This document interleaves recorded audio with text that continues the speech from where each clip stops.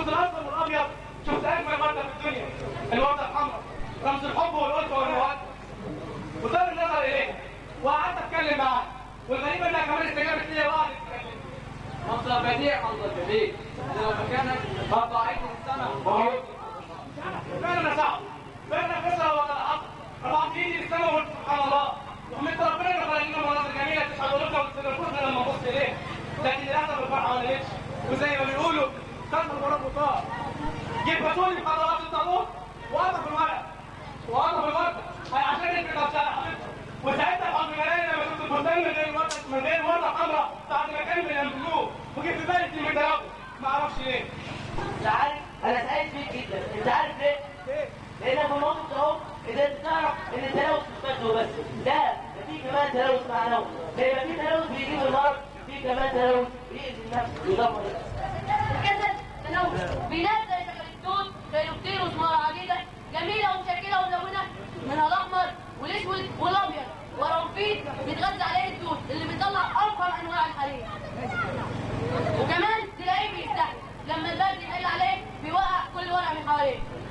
باختصار شجر مفيد لبشر مفيد، يعني في شجر الصفصاف طويل وبارع وجميل، لكن للاسف منظر على الفاضي. وفي بشر زي الصقر يطرح كتير له منظر ولا بيرحم الناس من شغل، وهو ده البشر الملون. وانا بنادي كل الحاضرين كونوا زي شجر التوت، خليكم زي شجر التوت.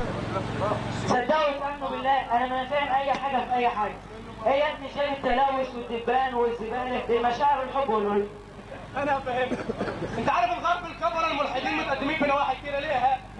عشان لو حلول حاجات كتيره في حياتنا، حتى الزباله والقمامه والحاجات اللي انت بتقول عليها دي لو لها حل. عارف الحل كان ايه؟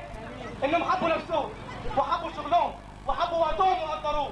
انما احنا بنحب حاجات كتيره في حياتنا حتى جوه بيوتنا. لو بصيت لكل الزباله اللي محطوطه حوالينا بالنسبه اعظم مكان بيتعلم فيه هتلاقي السبب في ده بشر زي وناس من بلد وبلد. بص المجال المسدوده والغطيان المكسور اللي خلت الشوارع اشبه بالجزر، هتلاقي السبب فيها بشر زيه وزيك وناس من بلد وبلد. ولو بصيت على القهاوي وشفت اللي بيشربوا سجاير وشيشه زودوا نسبه الضباب وخلوها اقرب ما يكون من الرؤوس، ما هم بشر زي وزيك وناس من بلد وبلد. ولو شفت السواقين اللي راكبين العربيات وكانها طيارات ماشيه على الارض، دخان من ورا وكلاكسات من قدام اشبه بالشبح، ما هم دول الناس من بلدي وبلدك وبشر زي وزيك. لو بصيت لنهر النيل اعظم انهار الدنيا اطنان من المخلفات وعوادم المصانع وجثث الحيوانات، هتلاقي السبب في ده بشر زيك وناس من بلد وبلد. يعني انتوا جبتوا حاجه غريبه اتكلمتوا عليها كلكم وكلتوني. ما الناس كلها عارفه ان الحيوانات الميته والزباله وكل ده والدبان والناموس بشر زيه وزيك وناس من بلد وبلد، وانتوا جبتوا حاجه زياده. ايوه هو ده كلامك مظبوط، بس انت مش واخد بالك ان التلوث مش قاصر على حاجه واحده بس.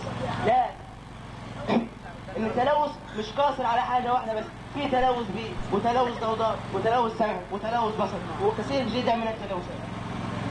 وناهيك عن انواع تانية اكتر خطوره، هناك اللصوص اللي بيسرقوا اقتصاد مصر وبيهربوها للخارج، يعني بيسرقوا الحضاره. في تلوث الفكري يا عم ايهاب اللي بيكون عن واحد مش عارف اي حاجه وعامل نفسه عارف كل حاجه. واشد انواع التلوث خطوره هو التلوث الاعلامي اللي خلى كل القنوات على الدش فسق وعري وشبه، ولما تقول له ايه ده يا عم محاربه التلوث. انا فاهمك تاني.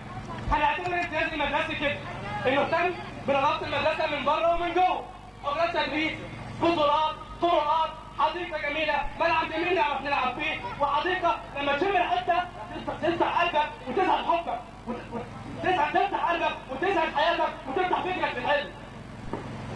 وكمان بيهتم بتفعيل دور التكنولوجيا، حاسب آلي وانترنت وشبكات، يعني بصراحه هنعتبر الامتياز تغيير لفكر باين. لكن بعض المدارس حولت المشروع لليوم العالمي للنظافه، وشغلت الاولاد والبنات للكنس والمسح والشير والحط، ايقظت السواعد ودورت الابتكارات والعروض. لكن هنا انتوا عارفين هندخل المشروع بقرب وهنحبه ونحبب الناس كلها فيه. عشان كده لازم نكون ايد واحده، خط حديد، ايد واحده متماسكه وقويه عشان الفوق مش عشان الفوق. لا انا باعتقاد الفوق ده شيء سهل ومضمون باذن الله، لكن عشان مدرستنا وعشان اساتذتنا وعشان احنا كمان.